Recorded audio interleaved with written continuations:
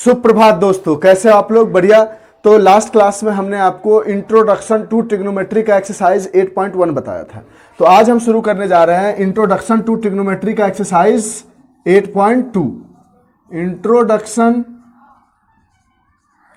To trigonometry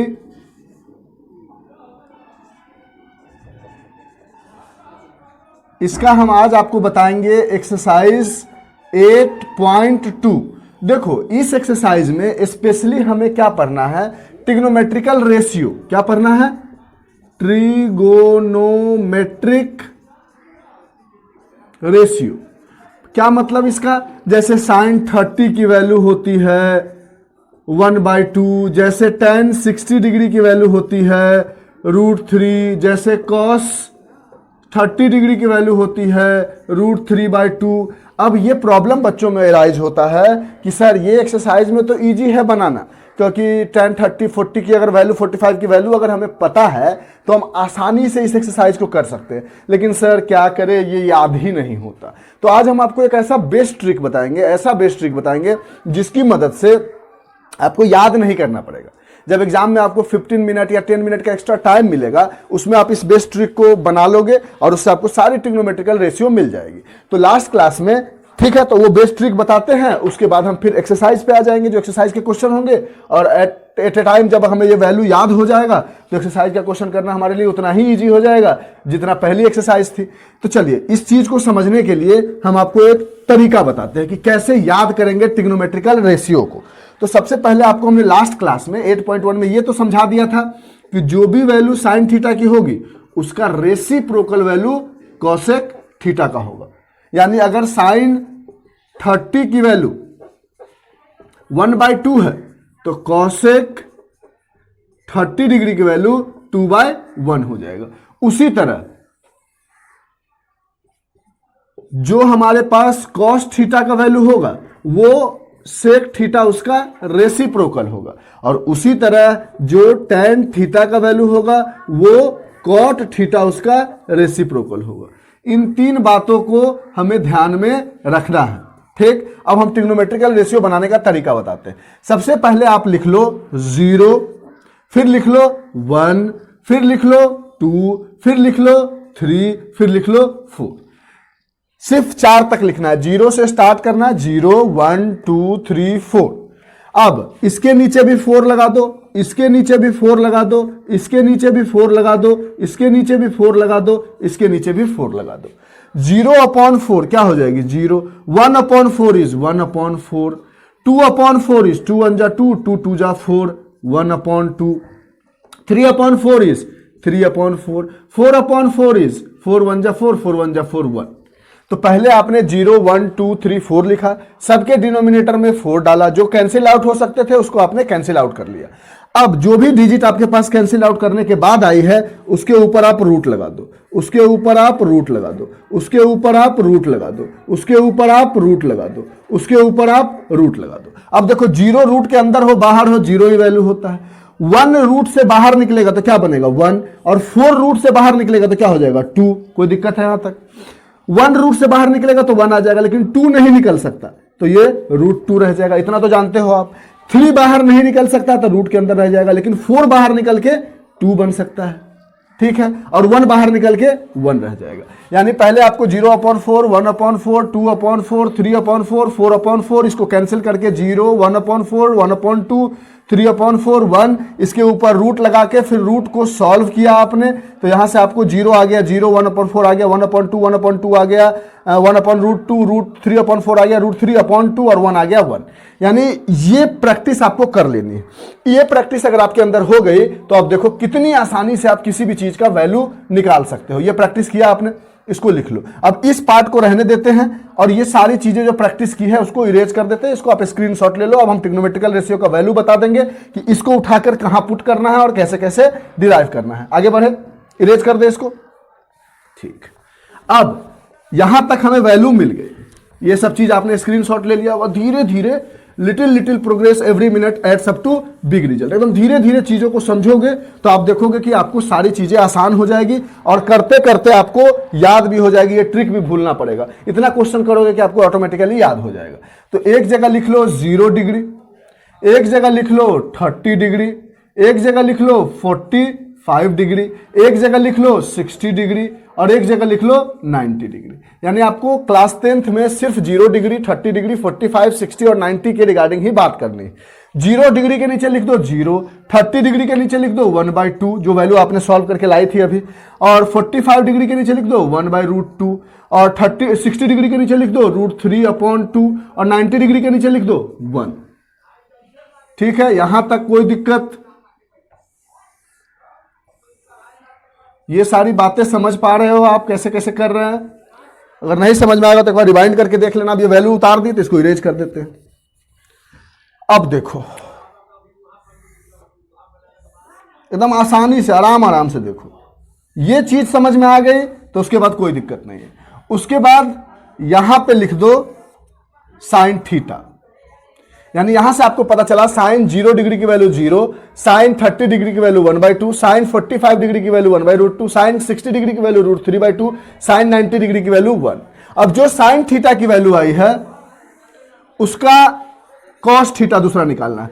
तो जो ऐसे है ना उसको उल्टा लिखो, जो यहां पे है उसको पहले लिखो, उसके बाद वाले को यहां लिखो, उसके बाद वाले को यहां लिखो, उसके बाद वाले को यहां लिखो और उसके बाद वाले को यहां लिखो। जस्ट जो साइन की वैल्यू आपने सॉल्व करके 0/4, 1/4, 2/4, 3/4, 4/4 उसके ऊपर रूट लगा के जो सॉल्व करके ये वैल्यू लाई थी उसका जस्ट पीछे साइड से उतारते चले जाओ। तो साइन cos 0 की वैल्यू 1, cos 30 की वैल्यू √3/2, 45 1/√2, 60 1/2, 90 0, cos की वैल्यू आ गई। अब एक चीज आपको याद रखना होगा कि tan थीटा जो होता है वो होता है sine theta upon cos theta. तो अब आपको tan थीटा की वैल्यू चाहिए। तो देखो जब tan 0 डालोगे यहां पर tan 0 डिग्री तो क्या रखोगे? Sine 0 degree upon cos 0 degree. जब आप tan 30 डिग्री डालोगे तो क्या लिखोगे? Sine 30 degree upon cos 30 degree. तो देखो 0/1 इज 0, 1/√2, 1/2 अपॉन √3/2, ये 2 से 2 मर जाएगा, 1/√3, 1/√2 अपॉन 1/√2 सब कट के 1, √3/2 अपॉन 1/2, 2 कट गया √3 और 1/0। अगर किसी जगह पर 1/0 होता तो क्या होता है उसकी वैल्यू? इंफिनिटी, या उसको कह सकते हो नॉट डिफाइंड। तो इस तरह से आपने साइन की वैल्यू निकालने का तरीका सीखा, उसका पलट दिया तो कॉस की वैल्यू आ गई, उधर से उतार दिया तो, और दिस अपॉन दिस किया तो ये आ गया, दिस अपॉन दिस किया तो ये आ गया, दिस अपॉन दिस किया तो ये आ गया, दिस अपॉन दिस किया तो ये आ गया और दिस अपॉन दिस किया तो ये आ गया। अब अभी अभी हमने आपको बताया कि साइन का जस्ट अपोजिट क्या होता है? Reciprocal, cosec theta. तो इसका उल्टा 0/नथिंग इज देयर, 1 इज देयर, इसका उल्टा क्या होगा? 1/0 और 1/0 क्या हो जाता है? Not defined. 1/2 का रेसिप्रोकल क्या होगा? 2/1, 1 लिखने की जरूरत नहीं है। 1/√2 का क्या होगा? √2/1, √3/2 का क्या होगा? 2/√3 और 1/0 है, सॉरी ये है 1/1 है, इसका रेसिप्रोकल क्या होगा? 1 होगा। नहीं समझे? इसका रेसिप्रोकल करो तो 0 nothing is there, 1 is there, तो 0/1 है, उसका रेसिप्रोकल होगा 1/0 जो नॉट डिफाइन हो जाएगा। 1/2 का रेसिप्रोकल करोगे 2 आ जाएगा, 1/√2 का रेसिप्रोकल करोगे तो √2/1 आ जाएगा, 1 नीचे नहीं लिखने की जरूरत है। ठीक है, इसका रेसिप्रोकल करोगे √3/2 तो आ जाएगा 2/√3 और 1/1 nothing is there, 1 is there, इसका रेसिप्रोकल करोगे तो 1 ही आएगा। तो इस तरह से साइन मिल गया, कॉस मिल गया, tan मिल गया, कॉसेक मिल गया। अब हमारे पास सेक है, तो सेक थीटा किसका रेसिप्रोकल होता है? कॉस थीटा का। 1/1 का रेसिप्रोकल भी 1 ही होगा। √3/2 का रेसिप्रोकल 2/√3 होगा। 1/√2 का रेसिप्रोकल √2/1 होगा। 1/2 का रेसिप्रोकल 2/1 होगा। और यहां क्या है? 0 नथिंग इज देयर, 1, 0/1 है और उसका reciprocal 1/0 that is not defined. फिर आ जाते हैं, लास्ट बचता है tan थीटा का उल्टा cot थीटा। यहां क्या है? 0, यानी 0/1, इसका रेसिप्रोकल क्या होगा? 1/0 और वो क्या हो जाएगा? Not defined. यहां क्या है? 1 अपॉन रूट थ्री, उसका reciprocal root three upon one, 1 upon one का reciprocal 1 upon one, root three का reciprocal nothing is there, 1 is there, उसका रेसिप्रोकल 1 अपॉन रूट थ्री। और नॉट डिफाइन होने का मतलब क्या है, 1 अपॉन जीरो है इसलिए नॉट डिफाइन लिखे थे, इसका रेसिप्रोकल क्या हो जाएगा 0 अपॉन वन और इसकी वैल्यू क्या हो जाएगी 0। तो ये एक तरीका है पूरी की पूरी ट्रिग्नोमेट्रिक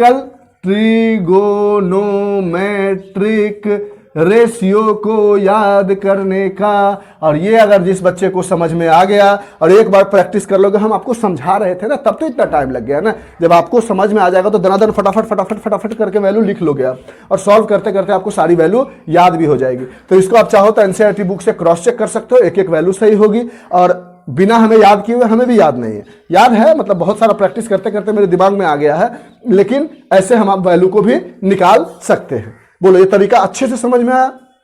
देखो ये बहुत सारे जगह पे आपको तरीका मिलेगा, हमें भी पता था, हमने भी बता दिया। अब इसको आप नोट डाउन करो, इसके बाद हम आपको अब एक्सरसाइज के क्वेश्चन कराते हैं और इन सब की वैल्यू यूज करते हैं। ऐसा tan थीटा लिखने का मतलब थीटा की वैल्यू नहीं है, tan जीरो की वैल्यू वो जीरो है, tan 30 डिग्री की वैल्यू 1/√3 है, सेक 45 डिग्री की वैल्यू √2/1 है। समझ रहे हो ना? इस तरह से चार्ट डाटा तैयार हो गया है, आप इसको नोट डाउन करो। अब हम आते हैं एक्सरसाइज के क्वेश्चन पे और धीरे धीरे आपको एक्सरसाइज भी अच्छे से समझ में आ जाएगी।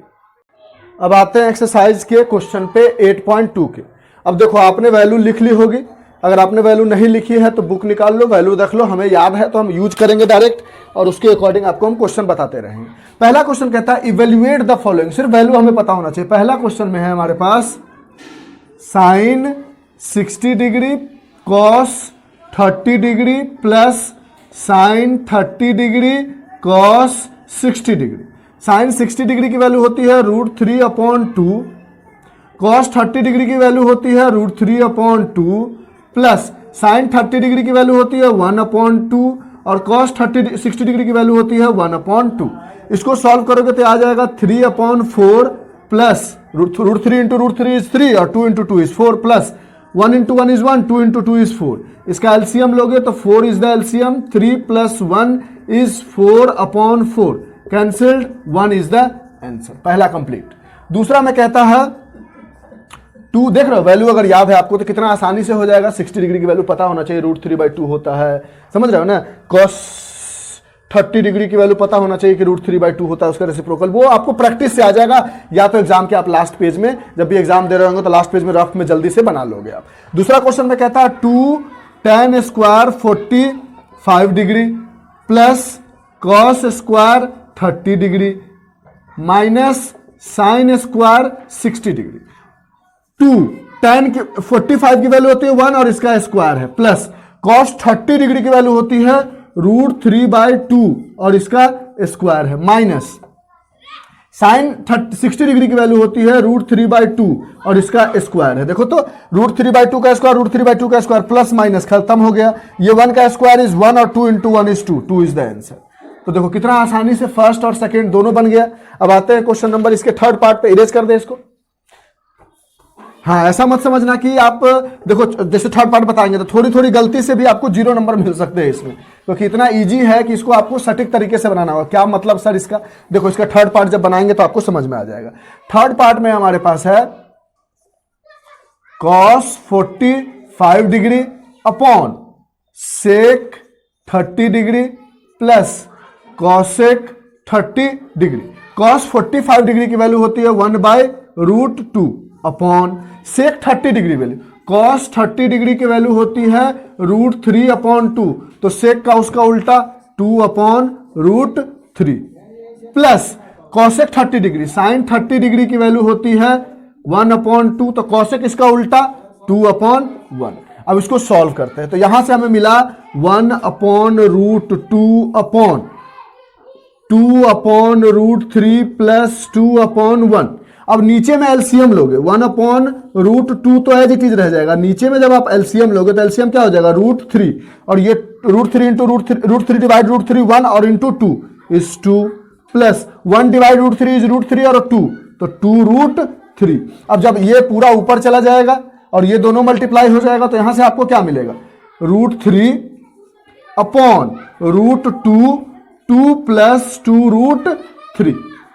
जब इसको आप अंदर मल्टीप्लाई करोगे तो क्या मिलेगा, √3 upon √2 into 2 became 2√2 plus √2 into 2√3 became 2√6। अब कोई बच्चा क्या करेगा, इस आंसर को यहीं तक छोड़ देगा और उसको मिलेगा, अगर 2 नंबर का क्वेश्चन है तो उसको मिलेगा 1/2 या हो सकता है ½ आधा नंबर भी मिल सकता है। क्यों? क्योंकि हमेशा एक बात का ध्यान रखना है कि डिनोमिनेटर में रूट कभी नहीं आना चाहिए। किसी भी एक्सरसाइज को हम सॉल्व कर रहे हैं, डिनोमिनेटर में रूट कभी नहीं आना चाहिए, और यहां पे डिनोमिनेटर में रूट है तो आंसर को यहां तक नहीं छोड़ेंगे, तो इसको क्या करेंगे, रेशनलाइज करेंगे। बोलो बात समझ में आई? तो इसका वैल्यू हमें मिल गया ओवरऑल जब हमने सॉल्व किया तो √3 अपॉन 2√2 प्लस 2√6। अब इस वैल्यू को यहीं तक नहीं छोड़ेंगे, इसको अब हम क्या करेंगे, रेशनलाइज करेंगे। अब रेशनलाइज करके जो आंसर आएगा that would be our final answer. उससे पहले छोड़ा तो मार्क्स को छोड़ दिया। अब इसको रेशनलाइज करने का तरीका आपने 9th क्लास में पढ़ा होगा, 2√2 plus 2√6 into 2√2 minus 2√6 upon 2√2 minus 2√6। इन दोनों को रखोगे ऊपर में तो √3 ब्रैकेट के अंदर 2√2 माइनस 2√6 और नीचे में a plus B a minus B became a² minus b², यही होगा। अब जब ऊपर में मल्टीप्लाई करोगे तो आ जाएगा 2√6 √3 इंटू √2 माइनस 2√6 3 18 अपॉन नीचे मिल जाएगा 2√2 into 2√2 2 became 4 √2 became 2 8 minus 2√6 into 2√6 ये मिल जाएगा 2 2 4 इंटू 6 √6 इंटू 6 इज 24। अब इसको आप सब्ट्रैक्ट करोगे तो आपको क्या मिलेगा, देखो ना क्वेश्चन है इजी, लेकिन इसको सॉल्व करना हमारे लिए थोड़ा सा आगे बढ़ेगा। मेन हमें वैल्यू पता होना चाहिए, बात कि 9th क्लास में हमने पढ़ा है। तो ऊपर वाले को लिख सकते हैं 2√6 माइनस इसको लिख सकते हैं √18 को लिख सकते हैं हम क्या 3 इंटू 3 इंटू 2 3 3 9 2 18, इसमें से 3 बाहर निकलेगा तो 3√2 होगा और बाहर ऑलरेडी 2 है तो 3 2 6 √2 लिख सकते हैं इसको, कोई दिक्कत है। नीचे में आपको क्या मिलेगा 24 माइनस 8, 24 में से 8 को सब्ट्रैक्ट करोगे तो 14 माइनस 8 इज 6 एंड 1 16 मिलेगा विथ माइनस साइन। इसमें से ऊपर वाले में से 2 कॉमन ले लोगे तो क्या आ जाएगा √6 माइनस 3√2 अपॉन माइनस 16, ये 2 8 जा कट जाएगा तो आपको ओवरऑल यहां से मिला √6 माइनस 3√2 अपॉन माइनस 8। अब इस माइनस 8 को ऊपर मल्टीप्लाई कर दो, ये माइनस तो ये क्या हो जाएगा, ये प्लस में हो जाएगा तो 3√2 और ये माइनस में आ जाएगा minus √6 upon 8 is our final answer. बोलो ये बात समझ में आया, ये कैलकुलेशन समझ में आई? यहां तक तो सिंपल वैल्यू डाल के पुट किया, फिर रेशनलाइज किया और तब जाके हमें मिला 3√2 माइनस √6 अपॉन 8। इस तरह से आपको क्वेश्चन को सॉल्व करना है ताकि डिनोमिनेटर में किसी भी तरीके से न तो निगेटिव साइन को रहने दो, ये निगेटिव साइन को क्या किया था ऊपर कर दिया यहां पर और इसको अंदर मल्टीप्लाई किया तो ये माइनस √6 बन गया और ये वाला प्लस बन गया, तो प्लस वाले को पहले लिख दिया माइनस वाले को बाद में लिख दिया। समझ रहे हो ना सॉल्व करने का भी तरीका, इसलिए हम एक एक क्वेश्चन आपको बना के दिखाते हैं। अब आते हैं इसके 4th पार्ट पे, इरेज कर दे, ठीक है, इजी है, ज्यादा टफ नहीं है। इसके अब 4th पार्ट पे आते हैं। समझ में आ गई होगी बात को कि डिनोमिनेटर को कभी भी रूट के अंदर में छोड़ दिया तो मार्क्स को कम करवा लिया। कोई बच्चा यहीं तक बना के लाएगा और बोलेगा सर हमें वैल्यू पूरा याद था और हमने तो बना दिया लेकिन उसको मार्क्स कम आ गए, तो वो टेंशन में सर आपने तो बोला था value put the value get the result. तो फिर हमने ये भी तो बोला कि rationalize the denominator if the root are there in denominator. अगर डिनोमिनेटर में रूट है तो उसको बिना रेशनलाइज किए हुए आंसर तक नहीं छोड़ना है, तब तक करते रहना है जब तक नीचे से रूट पूरी तरह से खत्म ना हो जाए। अब आते हैं हम इसके 4th पार्ट पे, 3rd तक कर लिया, 4th पार्ट में है sine 30 degree plus tan 45 degree minus cosec 60 degree upon sec 30 degree. देख रहे हो वैल्यू अगर याद है तो सारी काम होती चली जाएगी, बस एक नया चीज हमें करना है, वो डिनोमिनेटर में रूट को नहीं रहने देना है। तो साइन 30 डिग्री की वैल्यू होती है 1/2 प्लस tan 45 की वैल्यू 1/1 माइनस कॉसेक 60, साइन 60 की होती है √3/2 तो उसका उल्टा 2/√3 अपॉन में सेक 30 कॉस 30 की वैल्यू √3/2 तो ये 2/√3 प्लस कॉस 60 की वैल्यू क्या होगी 1/2 2 प्लस cot 45 की वैल्यू 1/1। ऊपर में एलसीएम लोगे तो क्या आ जाएगी 2√3 और ये 2 से 2 मर जाएगा, बच जाएगा √3। यहां पर प्लस 2√3, एलसीएम वगैरह फ्रैक्शन एडिशन सब्सट्रैक्शन तो आता होगा, √3 मर जाएगा, यहां -4 बच जाएगा, यहां nothing is there, 1 is there. फिर नीचे में एलसीएम लोगे तो नीचे में भी 2√3 आएगा। अब √3 खत्म, ये 4 बच जाएगा, प्लस यहां 2 खत्म, यहां √3 बच जाएगा और यहां प्लस 2√3 बच जाएगा। अब ये वाली पार्ट और ये वाली पार्ट कट गई। 1√3 प्लस 2√3 बिकेम 3√3 - 4 अपॉन में 4 प्लस 1√3 प्लस 2√3 बिकेम 3√3। अब कोई बच्चा इसको यहीं तक छोड़ देगा, हो गई गलती, यहां तक उसको पूरे मार्क्स मिलेंगे ही नहीं। उसके लिए उसको कम से कम इसको डिनोमिनेटर को रेशनलाइज करना होगा। और डिनोमिनेटर को रेशनलाइज करने का क्या तरीका है, मल्टीप्लाई विथ डिनोमिनेटर को ऊपर लिखो 4 - 3√3 अपॉन 4 - 3√3। ये रेशनलाइज होके क्या बन जाएगा, इसको इरेज करके आगे लिख दे। देखो यहां पर आ जाएगा ऊपर वाला से मल्टीप्लाई, और नीचे में तो ये बात पता चल गया कि क्या हो जाएगा a + b a - b became a² - b²। और ऊपर में इसको इससे मल्टीप्लाई करोगे तो ये आ जाएगा 12√3। फिर इसको इससे मल्टीप्लाई करोगे तो आ जाएगा -3 3 जा 9 3 जा 27, मल्टीप्लाई कर लो, 3 × 3 = 9, √3 बिकेम 3 27, माइनस इसको इससे मल्टीप्लाई करोगे 16, और फिर इसको इससे मल्टीप्लाई करोगे तो माइनस बिकेम प्लस, 4 3 जा 12√3। ऊपर में हो जाएगा 12√3 24√3 minus 27 plus -27 minus this is -43, 7 + 6 13, 2 1 3 1 4 upon में 4 4 जा 16 माइनस 3 3 जा 9 3 जा 27, यानी आपको मिला 24√3 -43 अपॉन में इसको सब्ट्रैक्ट करोगे तो 7 - 6 = 1, 2 - 2 = 1 विथ माइनस साइन। इस माइनस को ऊपर ले जाते हैं तो ये माइनस बन जाएगा और ये वाली पोर्शन प्लस बन जाएगी, तो हो जाएगी +43 -24√3 अपॉन 11, और ये हमारा हो जाएगा आंसर। समझ रहे हो ना, नीचे में ना तो रूट रहने देना है और ना ही माइनस रहने देना है, और उसके अकॉर्डिंग हमें सॉल्व करना है। तो आते हैं नेक्स्ट क्वेश्चन पे। हमारे पास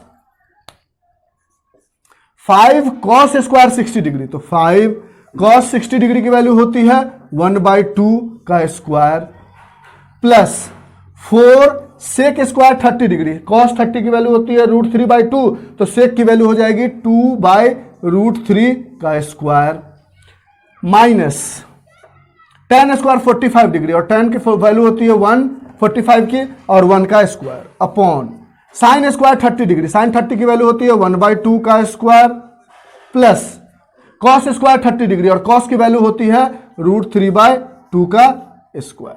अब इसको सॉल्व करो, 1/2 का होल स्क्वायर हो जाएगा 5 × 1/4 प्लस 2 2 जा 4/3, 4 × 4/3 √3 × 3 माइनस 1 अपॉन 1/4 प्लस 3/4। नीचे वाले को आप सॉल्व करोगे तो देखो ना क्या आएगा, 4 इज द एलसीएम, नहीं कुछ नहीं आएगा, देखते थे पूरा सॉल्व करते हैं, ठीक है।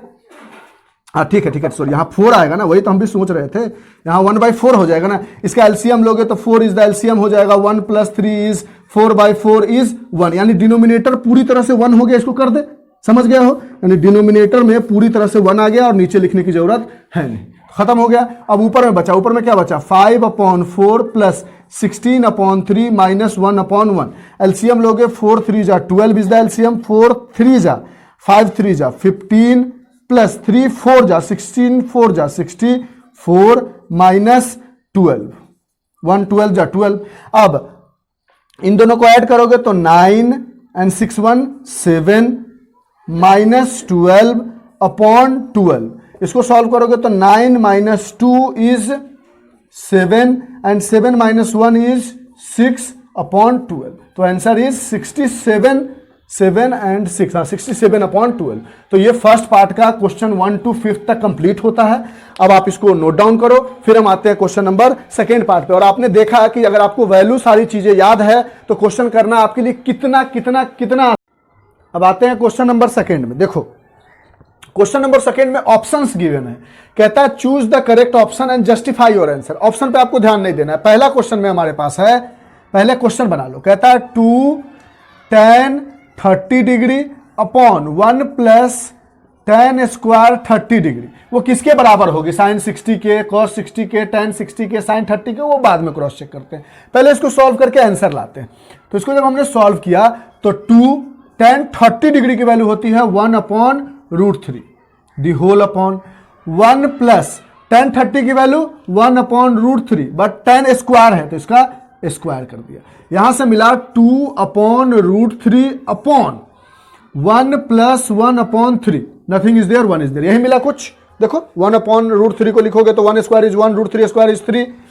यहां से 2/√3 अपॉन एलसीएम लोगे 3 तो ये हो जाएगा 3 + 1, ये क्या बन जाएगा 2/√3 अपॉन 4/3, ये ऊपर चला जाएगा और ये दोनों मल्टीप्लाई हो जाएंगे तो ये क्या हो जाएगा 6/4√3। इसको कैंसल आउट करते हैं तो 2 3 जा 6, 2 2 जा 4, ये आ गया 3/2√3। अब ट्रिग्नोमेट्रिकल रेशियो जिसको याद है वो सोचेगा सर ऐसी वैल्यू तो किसी की नहीं होती, तो थोड़ा दिमाग लगाना होगा। देखो तो 3 को, ये है हमारे पास 3/2√3, तो आप 3 को लिख सकते हो √3 इंटू √3/2√3, डिनोमिनेटर को रहने दिया, ऊपर वाले को √3 इंटू √3 लिख सकते हो आप, मल्टीप्लाई होकर 3 तो आएगा। अब ये √3 और ये √3 कट गया, यानी ओवरऑल इस जो इक्वेशन दिया गया था हमारे पास उसकी वैल्यू क्या आ गई √3/2। अब क्रॉस चेक करना है, sin 60 की वैल्यू कितनी होती है √3/2, लो पहला ऑप्शन ही करेक्ट हो गया। cos 60 की वैल्यू 1/2, तो ये तो होगा नहीं। tan 60 की वैल्यू √3, ये भी नहीं होगा। sin 30 की वैल्यू 1/2, ये भी नहीं होगा। यानी ऑप्शन ए इज करेक्ट, जो इसकी पूरी वैल्यू √3/2 आई है वो sin 60 की वैल्यू से मैच करती है। इस तरह से ऑप्शन को करेक्ट करना है। बोलो बात समझ में आई? इरेज करें, सेकेंड पार्ट पे आते हैं। उसी तरह ऑप्शन दिया गया, पहले सॉल्व कर लेते हैं। सेकेंड पार्ट तो देख कर ही हमें सॉल्व हो रहा है, इसको इरेज नहीं करते। हमारे पास है 1 minus tan square 45 degree upon 1 plus tan square 45 degree. अब 1 minus tan 45 is 1 square upon 1 plus tan 45 is 1 square है, तो 1 minus 1 square is 1 upon 1 plus 1, ये क्या हो जाएगा 1 माइनस 1 इज 0/2, और एनी 0/any नंबर बिकेम 0। और ऑप्शन में क्या है tan 90 की वैल्यू क्या होती है नॉट डिफाइंड। sin 45 की वैल्यू क्या होती है 1/√2, तो ये भी नहीं है, ये भी नहीं है, 1 तो आया नहीं है, तो डी इज द आंसर 0। समझ रहे हो बात को? अब आते हैं थर्ड पार्ट पे, इरेज कर दे इसको। सेकेंड पार्ट इजी था इसलिए यहीं पे बता दिया। धीरे धीरे आप बनाओगे, आपको सारी चीजें नॉर्मल होती चली जाएगी और समझ में आती रहेगी। हाँ, जब भी आपको ऐसा फील होने लगे कि अब आपको अच्छे से समझ में आ गया है, बिना वीडियो देखे हुए बना सकते हैं, तो वीडियो को पॉज करो, आगे का क्वेश्चन करो, आंसर मिलाओ। आंसर नहीं मिलता फिर वीडियो पे आ जाओ आप। क्वेश्चन नंबर 3 है हमारे पास, कहता है sin 2a is 2 sin a, sin 2a is 2 sin a is true when a is, कैसे ये रिलेशन कब सही होगा कि sin 2a और 2 sin a आपस में इक्वल है? कब होगा? जब a की वैल्यू 0 डिग्री रखोगे या 30 डिग्री रखोगे, 45 रखोगे या 60 रखोगे। तो पहले a का वैल्यू 0 डालते हैं, ऑप्शन ए डालते हैं, a बराबर 0। तो a बराबर जब आप 0 डालोगे तो क्या हो जाएगा sin 2 into 0 degree is, LHS को सॉल्व करते हैं पहले, इधर LHS है, तो 2 इंटू 0 डिग्री क्या हो जाएगा sin 0 डिग्री, और sin 0 डिग्री की वैल्यू क्या होती है 0। फिर अगर 2 sin a की जगह 0 डिग्री, तो 2 और 0 डिग्री की वैल्यू क्या होती है 0, तो 2 इंटू 0 इज 0। देखो LHS RHS बराबर कब है? जब a की वैल्यू 0 डालते हैं। आप बोलोगे सर पहला ऑप्शन ही मिल गया हमें, तो दूसरा, तीसरा, चौथा नहीं होगा। चेक करना है तो बताओ, किसी एक को चेक कर लेते हैं। मान लेते हैं हम डी को चेक कर लेते हैं। अगर आपने a की वैल्यू 60 डिग्री डाली होती तो ये क्या बन जाता sin 2 इंटू 60 डिग्री, और ये हो जाता sin 120 डिग्री, और sin 120 डिग्री की वैल्यू होती है माइनस में, जो भी वैल्यू होती है वो क्या होगी 60 डिग्री की वैल्यू जो होती है उसका माइनस। sin 60 की वैल्यू होती है √3/2, तो sin 120 डिग्री की वैल्यू हो जाएगी √3/2 निगेटिव साइन, और यहां पर डालोगे 2 sin 60 डिग्री, तो 2 into sin 60 value is √3/2, 2 cancelled, that is √3। देखो तो ये दोनों बराबर आ रहे हैं, नहीं आ रहे हैं, यानी ऐसी वैल्यू जिसकी वजह से ये दोनों रिलेशन बराबर हो, सही हो, तो ये वैल्यू हमारे पास मिल गई और option A is the correct. बात समझ में आ रही है? इतना कॉम्प्लिकेट आपको नहीं जाएगा कि 120 आना है, इसलिए ऑप्शन में ऐसा दिया जाएगा कि आप आसानी से सॉल्व कर सको। ठीक है, अब फोर्थ क्वेश्चन पे आते हैं। एकदम ईजी है, देख लो कितना फास्ट हो रहा है हमसे, और आप भी इसको चाहो तो फास्ट कर सकते हो। क्वेश्चन नंबर 4 में हमारे पार्ट में है हमारे पास 2 tan 30 degree upon 1 minus tan square 30 degree. अब देखो यहां से 2 tan 30 की value 1/√3 upon 1 minus tan square 30 degree. tan 30 की वैल्यू 1/√3 का स्क्वायर, ये हो गया हमारे पास 2/√3 upon nothing is there 1 is there -1/3 आ जाएगा। देखो ना फास्ट फास्ट कर रहा है, कोई दिक्कत नहीं है।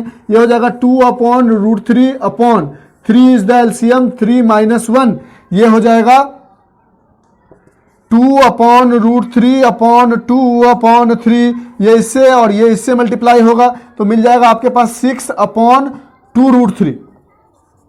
अब 2 से ये कट जाएगा 3। अब 3/√3 तो अभी तक किसी भी की वैल्यू नहीं देखी है, तो थोड़ा इसको और चेंज करते हैं। 3 को ऊपर वाले 3 को लिख सकते हैं √3/√3 और नीचे वाला √3, √3 कैंसिल, क्या आ गया √3। और √3 किसकी वैल्यू होती है? cos 60 की वैल्यू क्या होती है? 1/2। sin 60 की वैल्यू क्या होती है? √3/2, ये दोनों खत्म। tan 60 की वैल्यू क्या होती है? यस, tan 60 की वैल्यू √3, ऑप्शन सी। sin 30 की वैल्यू 1/2, यानी option C is the correct. इस तरह से क्वेश्चन नंबर सेकंड हुआ। इसको आप पॉज करो, लिखो। अब आते हैं हम नेक्स्ट क्वेश्चन थर्ड नंबर पे, जो अच्छा क्वेश्चन है, समझने के लिए क्वेश्चन है, एग्जाम में आने वाला क्वेश्चन है। अब आते हैं क्वेश्चन नंबर थर्ड पे, जो हमने बोला था अच्छा क्वेश्चन है, इस टाइप के क्वेश्चन पूछे जा सकते हैं एग्जाम में।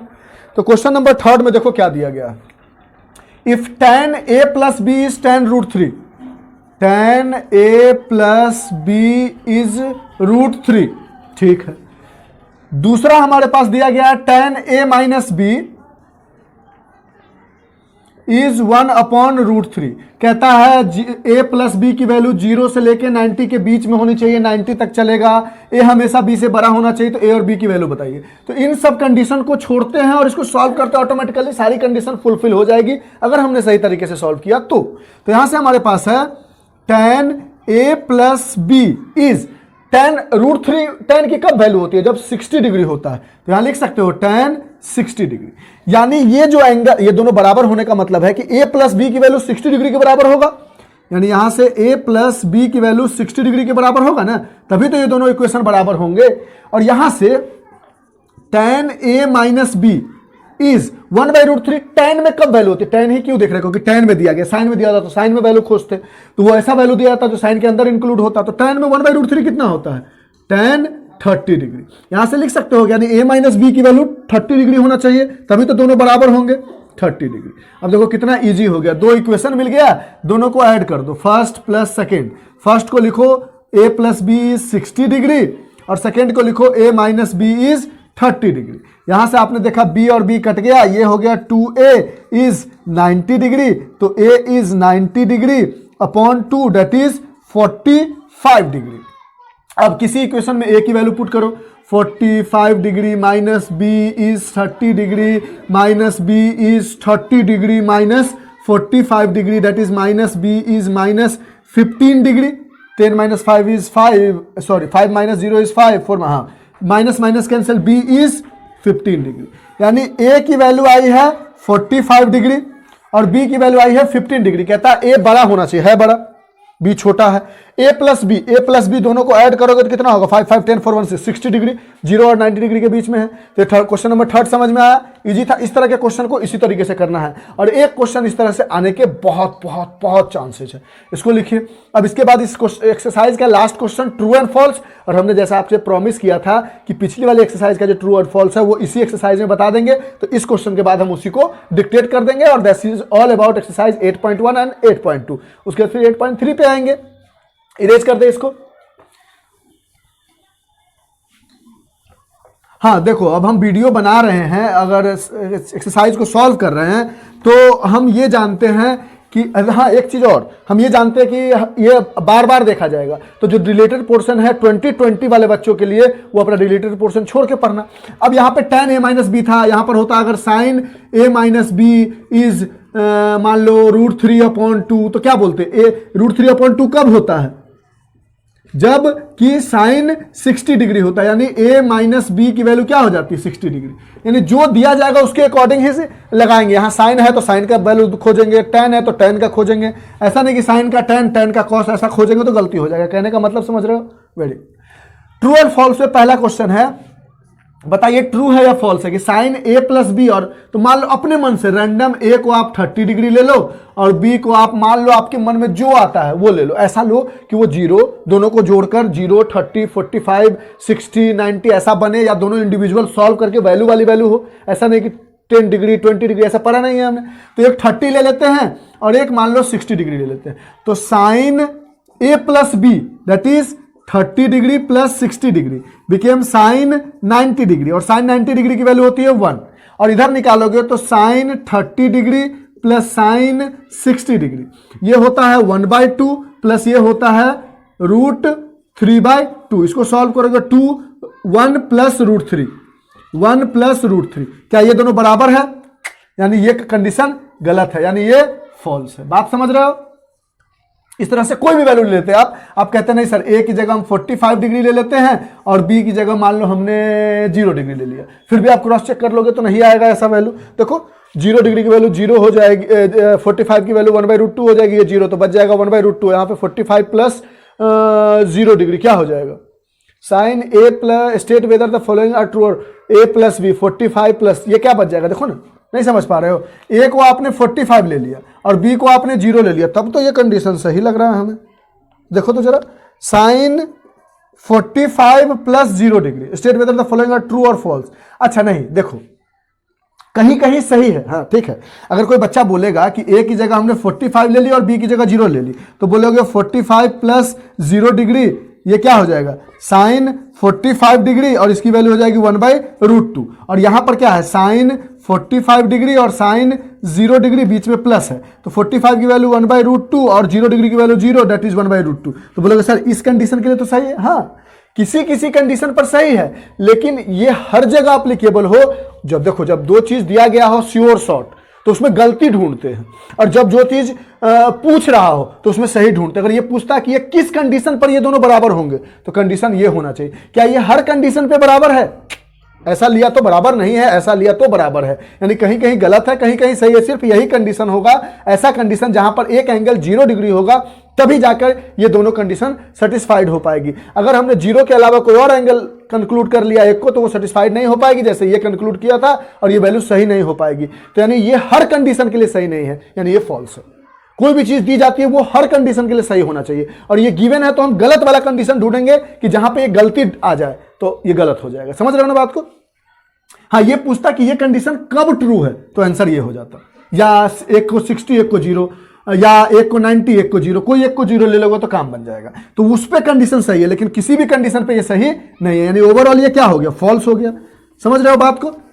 ऐसे किसी भी क्वेश्चन को सॉल्व करना है। अब दूसरा में कहता है value of sine theta increases as theta increases. तो देखो, तो साइन थीटा की वैल्यू 0 डिग्री पे होती है 0, 30 डिग्री पे होती है 1/2, 45 डिग्री पे होती है 1/√2, 60 डिग्री पे होती है √3/2, और 90 डिग्री पे होती है क्या? 1। देखो तो 0 से थोड़ा बड़ा है 1/2, 1/2 से थोड़ा बड़ा है 1/2। देखो डिनोमिनेटर छोटा मतलब ओवरऑल बड़ा, और 2 से छोटी वैल्यू है √2।